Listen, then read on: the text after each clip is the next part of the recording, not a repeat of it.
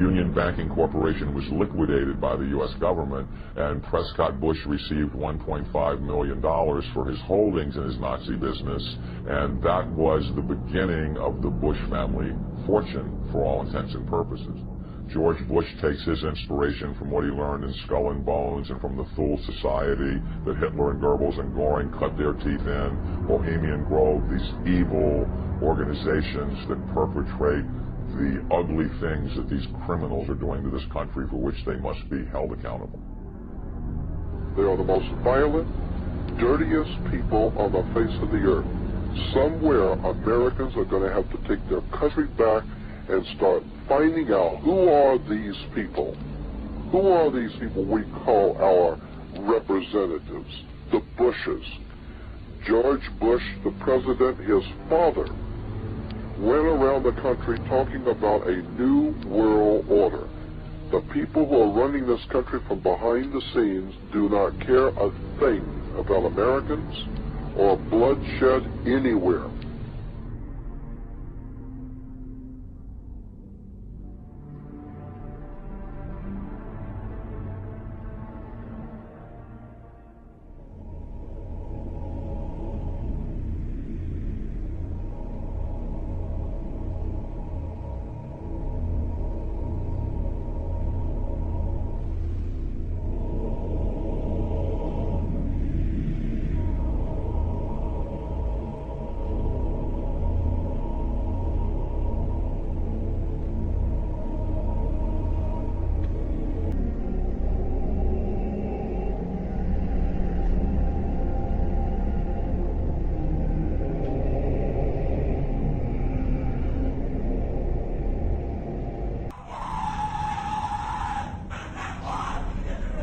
What you're hearing is the first recording ever made of the Skull and Bones initiation ceremony.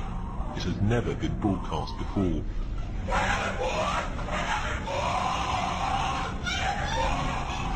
15 new members of the club are being introduced into the macabre rituals of Skull and Bones by the senior students who are about to graduate.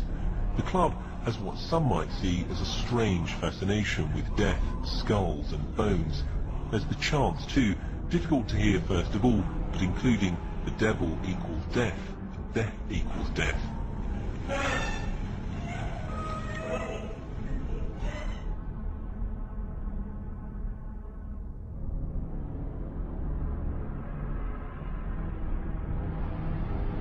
But when you get into a secret society of spirit worshippers, then, and especially when you're invited there by the direction of the higher-ups in the spirit world, you never get out of there alive.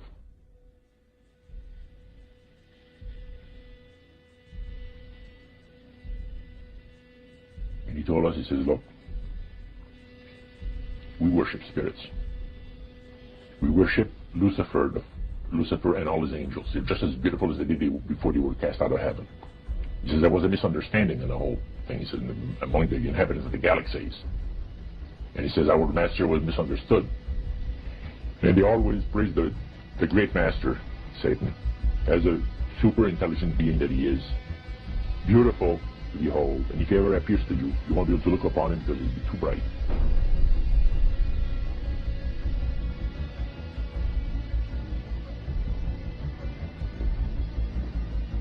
What have Herbert Hoover, Art Linkletter, Jack London, and Richard Nixon all had in common? Well, they've all been members of the exclusive all-male Bohemian Club in California, where every year at this time the elite from around the country get together for 2.5 weeks of fun and games. Among its members are businessmen like Leonard Firestone and Edgar Kaiser, and political figures like Gerald Ford, Henry Kissinger, William French Smith, and George Shultz. President Reagan, Vice President Bush, and Defense Secretary Weinberger are members of other camps. Richard Nixon is a Bohemian, and so are high-ranking executives in such companies as Eastern Airlines, Standard Oil of Indiana, and Bank of America. Privacy is one of the Grove's most cherished virtues. Members may not photograph, record, speak, or write about activities at the retreat. While many public officials are Grove members, the press is a distinctly unwelcome guest. We're from ABC News. Well, get back there. Can we talk to somebody in the... Get back there. You see, for over 120 20-plus years in Northern California, in Sonoma County, on a 2,700-acre secluded redwood grove, leaders from around the world, prime ministers, chancellors, presidents, governors, again, the heads of industry, banking, academia, the media, Hollywood, travel there to engage in bizarre, ancient Canaanite, Luciferian, Babylon mystery religion ceremonies. We were inside 4 hours. That's only one day out of the 2 weeks that they meet there for the admitted Summer Fire Festival of the Bohemian Club.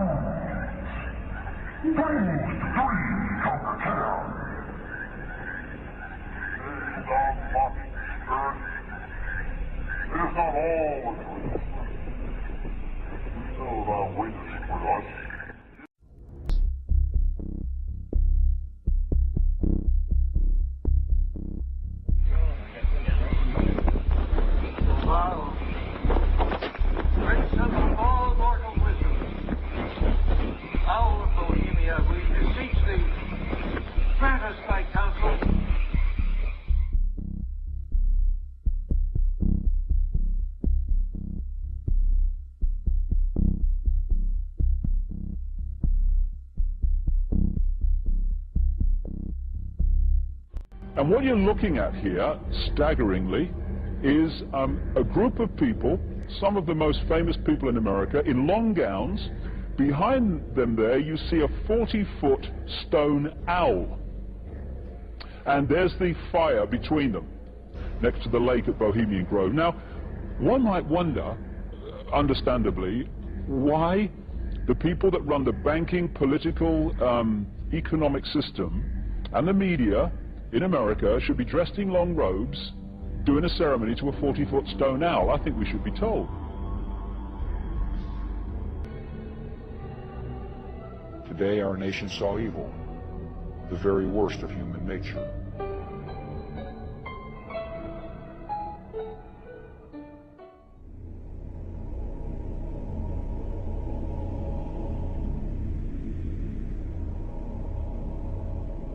They had exactly the same agenda, and that was for bringing in this New World Order. I heard George Bush talking at that time. He was talking to Bill Clinton, and I've just photographically recorded it and wrote it verbatim in our book, that when the American people became disillusioned with Republicans leading them into the New World Order, that Bill Clinton, as a Democrat, was going to be put into the office of president. This was decided in 1984. Actually, I'd heard about it even prior to that. But that, as of 1984, they were already discussing it as an absolute fact. The CIA is carrying out mind control on countless numbers of unwitting American victims. And he even went so far as to say the basic methods that they use in this mind control: hypnosis, drugs, and torture. Three parts policy that they had adopted there. The second one was to find a way of being able to get total control of people's minds. And that would be done by taking hypnotism out of the realm of the occult and introduce it as a new science for the benefit of mankind.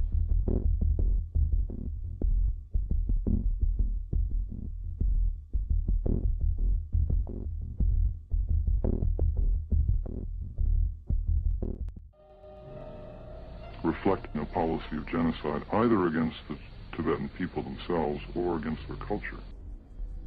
Number 15, create industrial depression and financial panic, unemployment, hunger, shortage of food, use this to control the masses or the mobs and use the mobs to wipe out all those who dare to stand in the way. Well, I'll tell you right now, every expert I've talked to is talking about food shortage.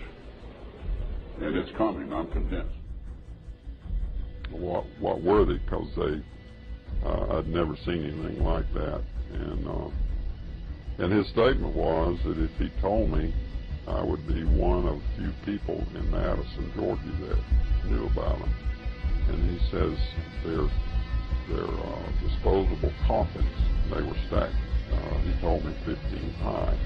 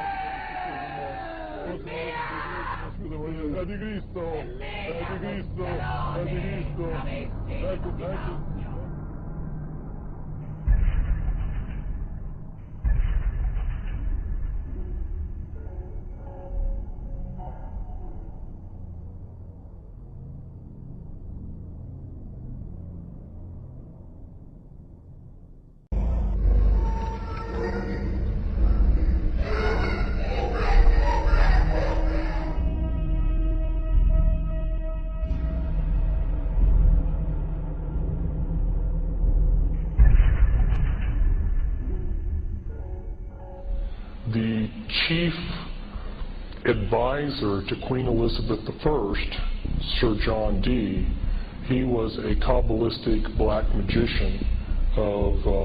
He had gone to the continent and learned from the top Jewish Kabbalists black magic, and he was the chief advisor in the British Empire, and he created Enochian magic and the Enochian language, which the Illuminati, which are hiding behind the Jehovah's Witness headquarters, they use Enochian rituals. Sir John Dee conjured up demons or angels, okay, with his black magic. The beings that he conjured up, there were pictures drawn of them, and they looked identical to what we call gray aliens. Okay, and tell you something. And then I visit with debriefing people that came out of high levels of the Illuminati, and these different types of aliens are participating in Illuminati rituals.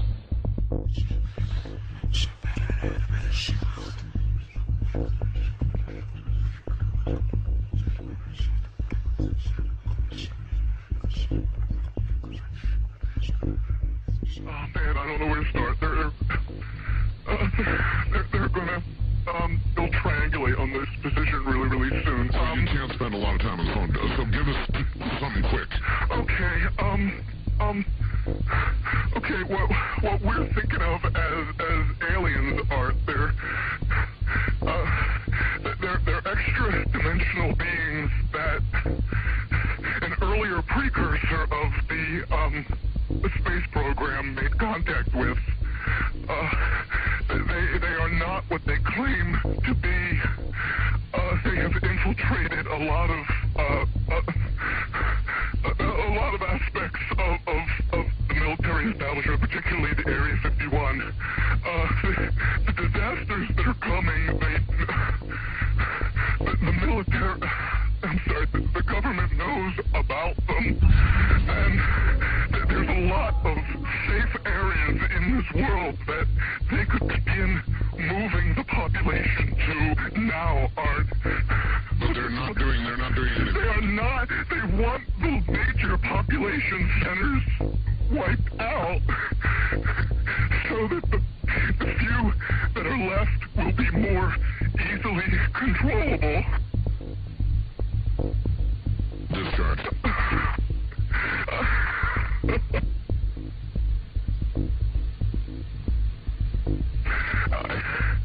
I started getting...